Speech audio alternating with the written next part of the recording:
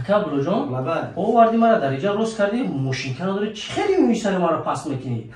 ای برادر یک سیر داره رحیم جان ای کاملا نگاه کن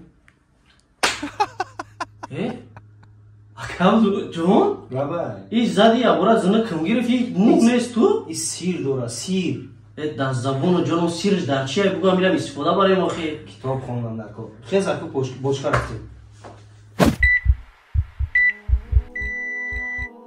السلام علیکم برادرجان سوز هستین خوب هستین انشالله باور دارم که همه کسا سوز خوب هستین وقت خوش اومده با مرکز خدمت رسانی زیارت شوق مرکز هجومه دوستان عزیز به هر یک شما یک چیز دیگر را پیشنهاد کنم ما دو قسمت هجومه را به هر یک شما پیشنهاد کردیم از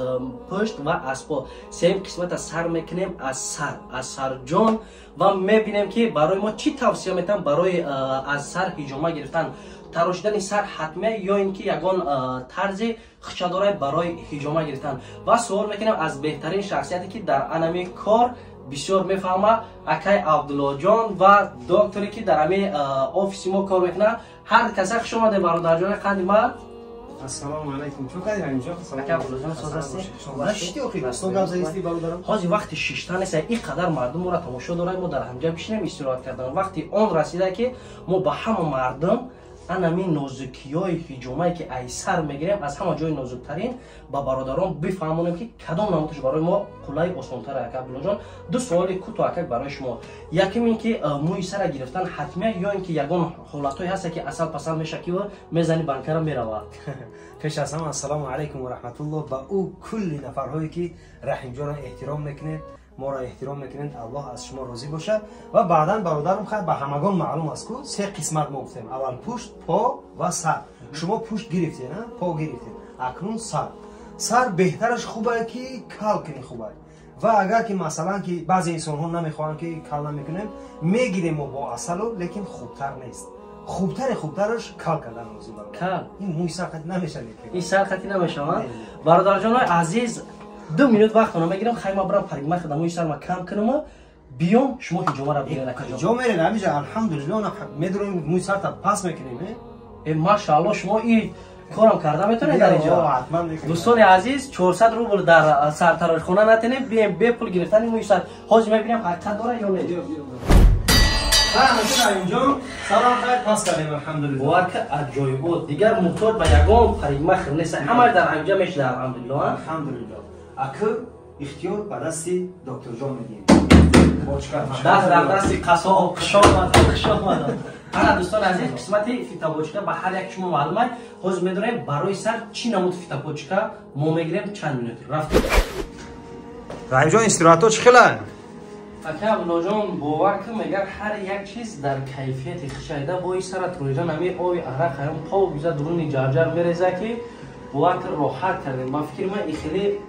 خوب و بهتر بشه ما حد یکم ما یکم برای گرفته هم هجومه را ایسر این تراژدی با به حد خوب و بهترین بود باور کن ولی نه کیفیت چه در درون بوچکا است که اسم ایدرون پاو بزنیم او رخته سمگی بارون بهار ای باز با درک شما میبینیم الحمدلله بهترین اینا دکتر جون از او رحمت خدمت کردی سر نه برادر اینجا سچوخ پلاکشن داره به پلاکشن کسی که شرایط نداره برای اون مخصوص اینا دکتر جان تشکیل میکنه که سچوخای به پول هستن که به یگان ایزوب به یگان چی بتونن استفاده برن و مخصوص جایی هست برای شستنش و برای دیگر کسات دیزینفکتش میکنن تیار میمونن برادر جان کسانی که شرایط نداره مثلا سچوخ نداره یا از یگان جای میل میگن همین چیزا نیست حتی برای نفرایی که تهپوشک در کار میشه و سچوخ در کار میشه نوش هم هست برای نفرانی که میگیرن میبرن بو نرخی دسترس هم بله از اینجا چه تاکسیدن حتی لیبوس هم داریم هم سنتش داریم همش برادر دکتر جان بله این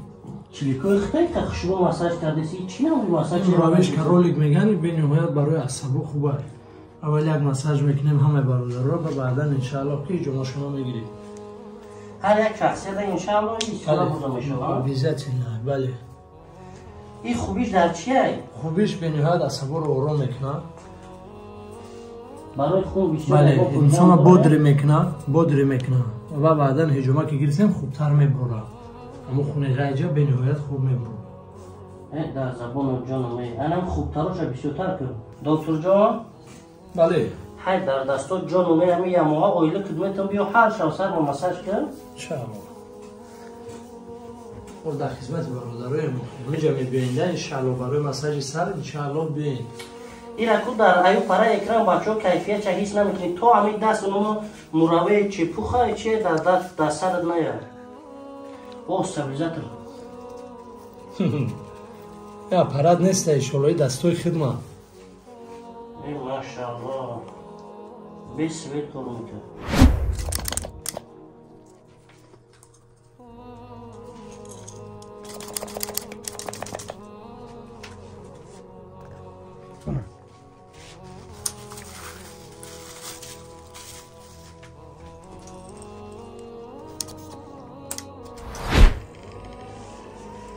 سلام علیکم بجان توی بانکوی که سر عبدالرحیم جان موندگیم انشاءالله که هر یک کدام این یک سیری خودش داره هر یک برادری که میوه انشاءالله ما در همون برادرو خودشون انشاءالله توی سیلو را میگیم من اکو همه مساجه رو ما تمام کردیم انشاءالله سر میکنیم لیت وزنی را أعوذ بالله من الشيطان الرجيم بسم الله الرحمن الرحيم الحمد لله رب العالمين الرحمن الرحيم مالك يوم الدين إياك نعبد وإياك نستعين اهدنا الصراط المستقيم صراط الذين أنعمت عليهم غير المغضوب عليهم ولا الضالين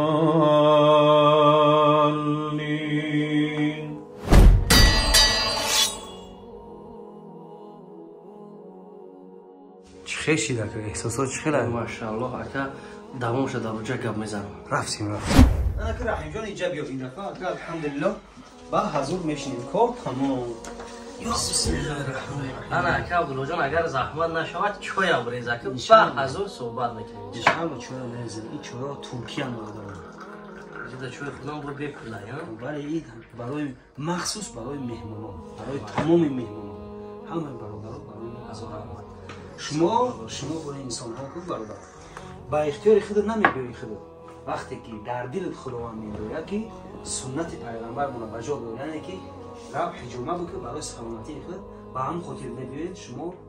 را الله به شما میگه شما مهمان خدا خوش آمدید مثل شما برای با برادر اکا عبدالله جان خوزی اگر ما در یک رو بشینیم سومی 10 تا جمعه را میخریم یک بار برای سلامتی خدمت کنیم بهتر خوبتر نیست اکا جان بله بعد اکا عبدالله جان من یک چیز حیران شدم که دو باری که ما پیش از این از پا از پشت جمعه گرفتیم لیک ما اینقدر که خوزی ایسر جمعه گرفتیم اینقدر بر راحت خدمت حس نکردم راستی گفته این سیرش در چی باشه که اثر آدم اینقدر آرام میکرده اینقدر خیال میکنم که نه از مادر تولد شده برادرم پشت و پا این خیلی عضوهای آدم زده میگیم основной این سر وقتی که میگیری همون سردردی همون خوابالگی همون کوبیلی همش برطرف میشود یعنی که عصب آرام میگیرد عصب که آرام گیرید تمام بدن آرام میگیرد این اکا عبدالله جان برای دردایی که با بعضی پرابلم های کم و بیش میشود از همه حساب این فایده میکنه انشاءالله البته ای ماشاءالله هزار اومد اکا عبدالله جان برای خدمتات اکا بعدی که ما از پا گرفتیم از پشت گرفتیم شکرانه الله امروز نصیب ده ایسر گرفتیم اکا ما چقدر وقت میتوانیم که دیگر هجومه نگیریم با حضور بگردیم 7 ماه شما میتوانید که با حضور استراحت کنید ای ماشاءالله اینا دوستان عزیز از همه سپاسگزار هستم که تا آخر برنامه تماشا کردیم و ما اینا دکتر جان خانم جان اکا عبدالله را دستگیری کردیم دوستان عزیز یک چیزی هست که من شخصا فکر میکنم که ما برای فایده خودمون و برای منفعت خودمون تو خیلی گپ نمیزنیم هر اون کسی که اولا بیاره دکان ما بعدا همراه ما صحبت کنه یک پلاچوی ما را بخره و خدمت رسانی برادران ما را ببینن شب که رفتن با حضور خامنه میگن ای ماشاءالله